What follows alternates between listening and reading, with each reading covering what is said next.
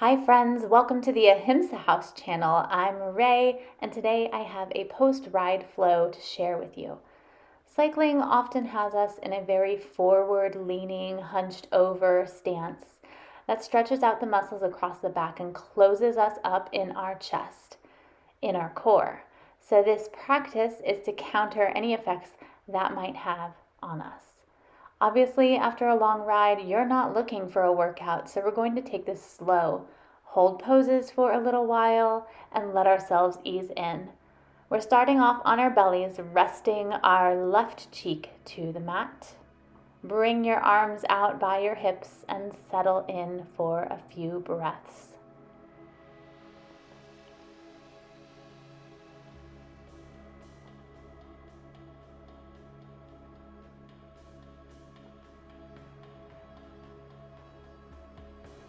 Moving into our first stretch, bring the elbows under the shoulders, supporting yourself on your forearms.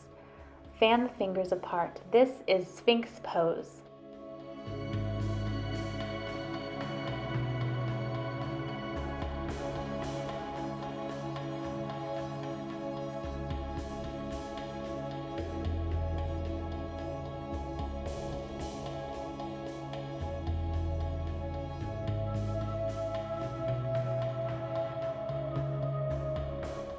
If it feels comfortable, you can stretch the neck as well by dropping the left ear toward the left shoulder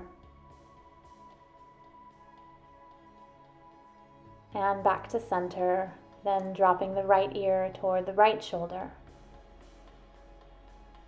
and back to center. Let's look over the right shoulder, turning back to center, and then looking over to the left shoulder. Slowly bringing the head back to center. Remembering to breathe slowly and deeply here as you savor this posture.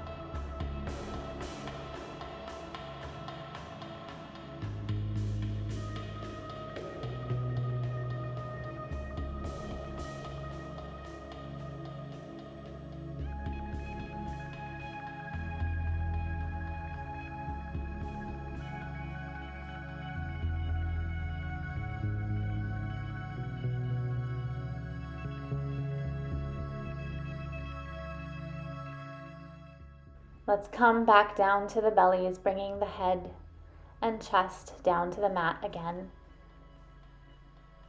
Taking the right cheek to the mat this time. Bring the arms by the hips once more and notice how you're feeling.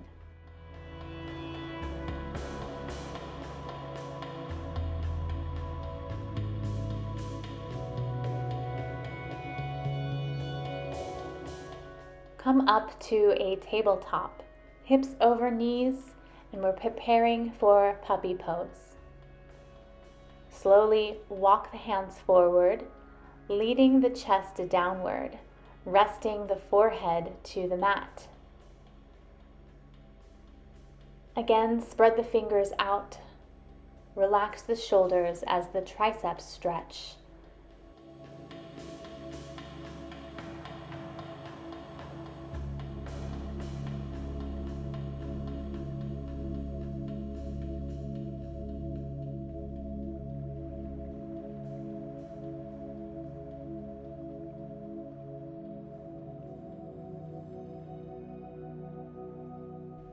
Once we've settled in, if you need a deeper stretch, bring the chin up toward the mat. Keep the forehead down if this is uncomfortable. Keep the breath slow and steady.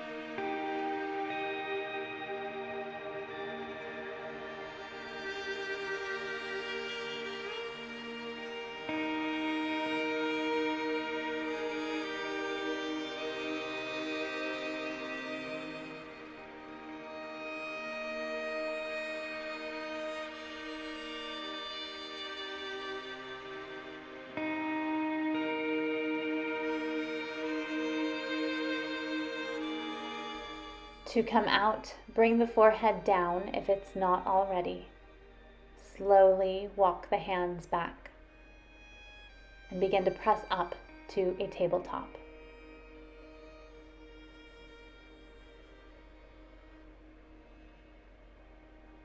Come to sit back onto your heels.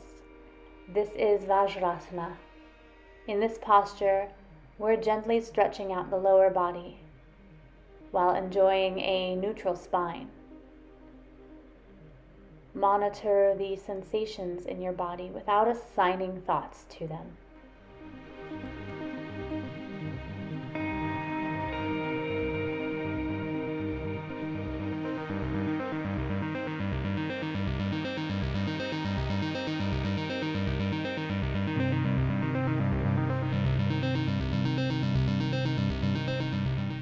Moving to our last back bending posture, camel. Come up to a kneeling position, up on the knees. The hands come to the top of the bum, squeezing the elbows together. We're not supporting ourselves on the hands, just reminding the hips to tuck forward and to stretch across the front of the chest. Inhale and gently lift the chest up. We don't need to bend far back to start. Remember, we're easing into this. On an exhale, tuck the chin and squeeze the core muscles to bring you back up to kneeling. It should feel like you're doing a crunch using the strength of the ab muscles. Reconnect to your breath. Inhale and lift the chest up again, maybe arching further back this time. If you feel pressure in the low back, lift the chest higher. Exhale to crunch back to kneeling. Notice how you're feeling before we take a camel one last time. Inhale and arch back. Maybe this time reaching to touch the heels or the ankles, remembering to push the hips forward. Breathe. To come out, try bringing the hands to Anjali Mudra or keep them at the small of your back. Sit back on the heels in Vajrasana, resting in a neutral spine once again. Observe how you're feeling. Observe the breath.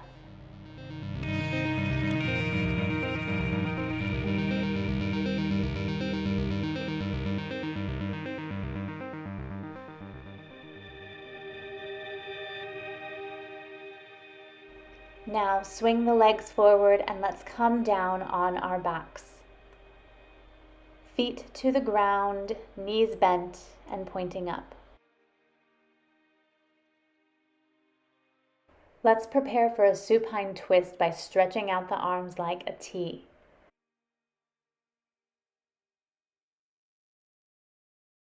On an exhale, drop the knees to the left, turning onto that left hip. Anchor the shoulders to the floor below, letting the twist come from the lower body. If it feels right in the neck, turn your head to the right, looking over those fingertips.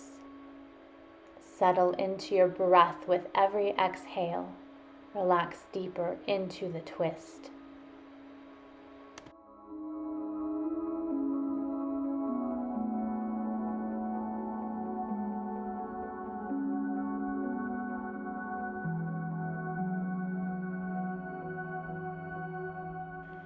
Inhale to unwind, bringing the knees through center. Then drop them off to the right side on the next exhale. Taking all the lessons we learned on the other side and applying them to this side. Relax both shoulders into the mat. Slow your breath. If you turned your head to look over to your hand, do so here on the opposite side.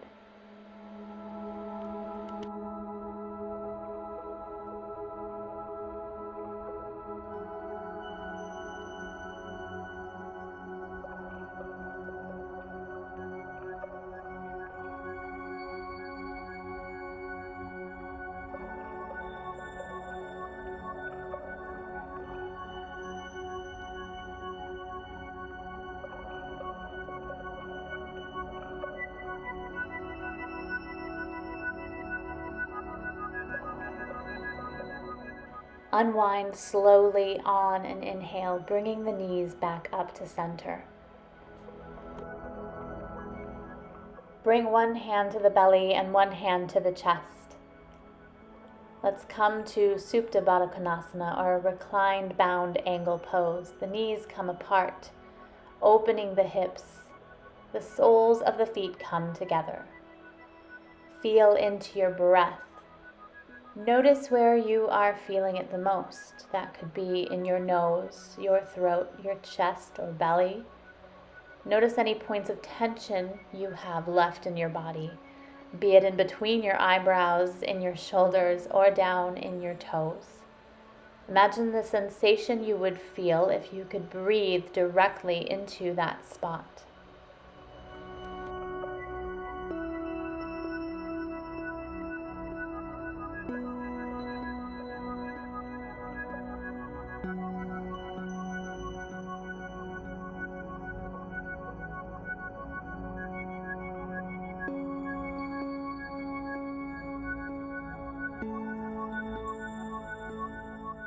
Begin to bring your knees back together and then straighten out the legs, preparing for Shavasana. In Shavasana, we allow ourselves to be still and quiet, savoring those moments because they don't last forever. Close the eyes. Let go of controlling the breath. You'll have these moments of self-reflection all to yourself. Trust that I will be right here to wake you up when it is time.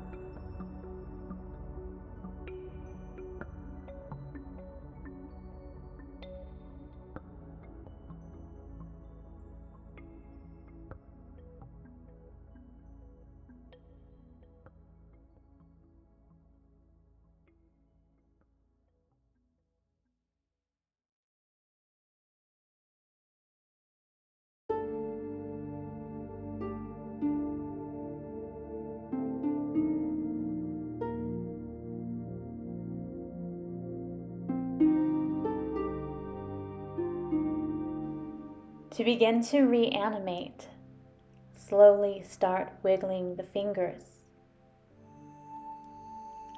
Wiggle the toes.